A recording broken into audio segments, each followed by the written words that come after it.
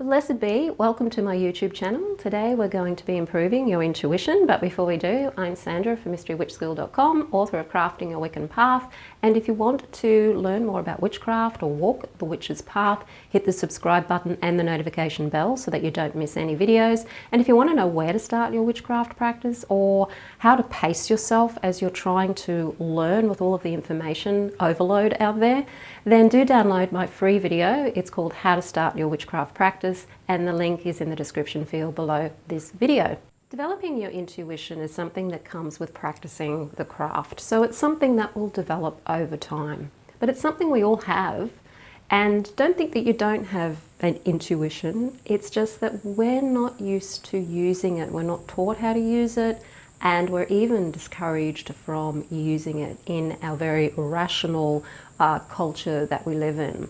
But intuition is a very big part of the witch's craft, and when I teach witchcraft with the Mystery Witch School, I'm teaching people to do various different practices that actually over time do improve the intuition. There's a number of different ways that you can do this, and I'm going to talk about that in this video.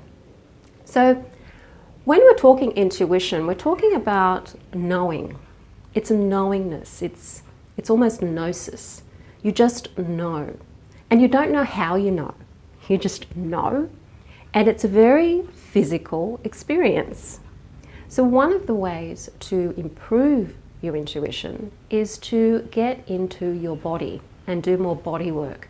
Whether that's doing more dancing or doing martial arts or doing some sort of body type therapy, yoga, anything that involves you tuning into your body is going to help you become more aware of your intuition and how you receive the information that is coming to you.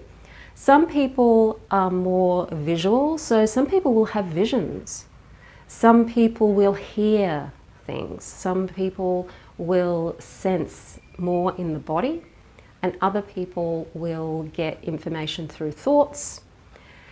Your senses, like your sense of taste, can be a way of bringing in information, and your sense of smell can alert you to what's going on.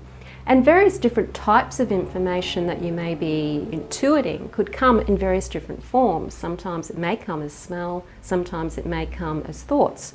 So it can be all mixed up as well. But it's just knowing that you're going to know through your body when you're having an intuitive experience. So getting yourself into some kind of body work is really helpful for that. I'm sure that there have been times when you have thought to yourself, I should have followed my intuition, or I felt like I needed to do that or not do that, but I did it anyway, and I wish I had have listened to my intuition. So you know that you have intuition, and you probably also know that you don't always follow it or listen to it. So when you're starting to learn to work with your intuition, one of the ways that you can get to know your intuition is to go back in your memory and think of the last time you did have that experience, when your intuition did tell you to either do something or not do something and you didn't follow up on it. And how that felt. How did you know that that was something you should or shouldn't have done? Where did you feel it in your body? Was it something you felt in your solar plexus? Was it something you felt in your heart? Was it something you felt in your root chakra? Was it something that you felt in your whole body? My experience of intuition is that it's a full body experience. It's like my body is either repelling or wanting to move away from something, or it's wanting to be drawn to something. So it's a full body experience. It's like there's an energy, and the energy is either saying move away from it or come closer to it. So I experience it pretty much in the whole body, but different things can stimulate different chakras. Fear for me, if something isn't safe and I'm really sensing in the trueness of the not safe rather than it just be my ego thinking it's not safe when it actually is, I will feel it in my root chakra. So my lower body will feel the tingling sensation. If it is to do with something that I'm maybe a bit fearful of, but it's to do more with the fact that I need to actually take action, but it's my programming that's stopping me, I will feel it in my solar plexus. Different people feel it in different ways, but your heart chakra is the way to really start practicing getting into your intuition, because there's a lot of knowing in the heart area. We think of the knowing as being all up here, but the heart actually has neurons. If you go to the Heart Math Institute, their website, they've done a lot of experimentation with the energy of the heart. So working with your heart by simply placing your hand on your heart is a way to tune into your intuition.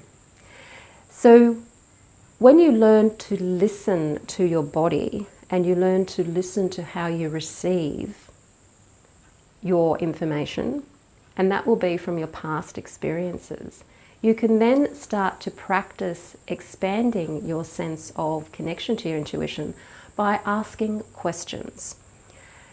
And when you ask the question, placing your hand on your heart and connecting with the heart energy, and then what answer comes to you. So maybe you've got a choice to make. Maybe there's 2 jobs available to you and you're just not sure which job you want to take. So to listen to your intuition, placing your hand on your heart and just feeling into the first option, feeling into the second option, and how does that feel in your heart chakra? And that feeling is going to not just be here, it's actually going to go into the whole body. And you're going to know which one you're more drawn to and which one will be the right choice for you intuitively. So that's one way that you can practice getting in touch with your intuition, asking questions. Another way to do it is to learn some sort of divination. So whether that's tarot or runes or scrying, that will help tune your intuition as well, so that you can practice it every day by drawing a card every day, tuning into whatever the image is or whatever that card is saying to you, placing your hand on your heart again so that you can really tune in to your intuition and connect with the card. If you're working with the tarot, you can even imagine that you're having a conversation with the image of the card, depending on what type of pack it is, or putting yourself into the landscape of the card and just getting used to being in that realm. Placing your hand on your heart again is going to help you tune more into your intuition as you do that. So definitely try tarot, try runes, try scrying, so that you can just get into the practice of connecting to your intuition on an everyday basis. And the next thing is learning to trust yourself. Now this is going to be a trial and error thing. You know from the past when when you've gone with your intuition and you've had good results, and you know from the past when you've gone against your intuition and it wasn't such a great idea. It's going to be a case of trial and error. And you may be a little wonky at first. You know, you may make mistakes.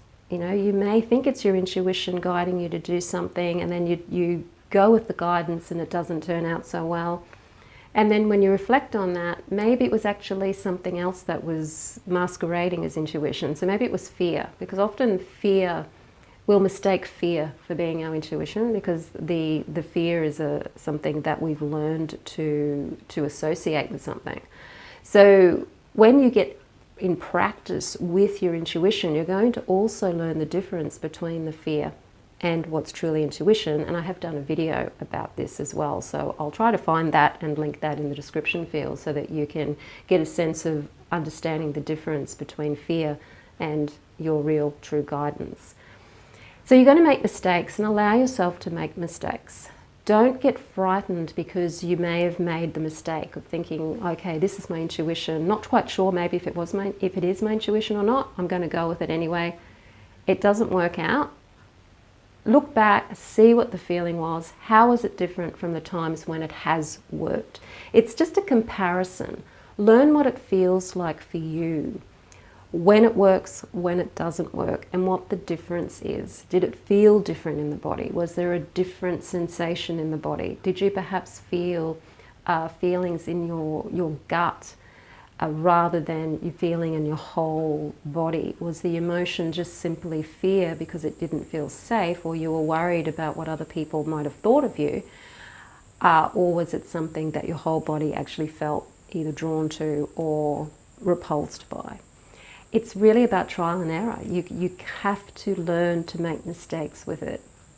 But building your intuition is a case of practicing it every day, tuning into your heart, asking the questions, learning some sort of divination tool, and just practice, practice, practice, making mistakes, journaling the whole journey along the way so that you learn how to work with your intuition. As I said in the video, I do have the Mystery Witch School 101 course, and that is a course in witchcraft. It's a 12-month course going through all of the basics of the Wiccan form of witchcraft, where you learn to work with the Sabbats, the deities, connecting with your highest potential, doing a little bit of shadow work in there, and actually making this practice a daily practice so that you can walk the witch's path every day and connect to who you truly are and your wonderful, beautiful potential every day. And it's now the new year, it's 2022, which is a wonderful year from a numerological point of view. So it's the great time to get started with really putting your witchcraft practice into practice. So if you are interested in learning witchcraft with me, the link to the Mystery Witch School 101 course is also in the description field below this video. If you like the video, hit the like button, share it with your friends. Don't forget to subscribe. I'm Sandra from mysterywitchschool.com. Blessed be.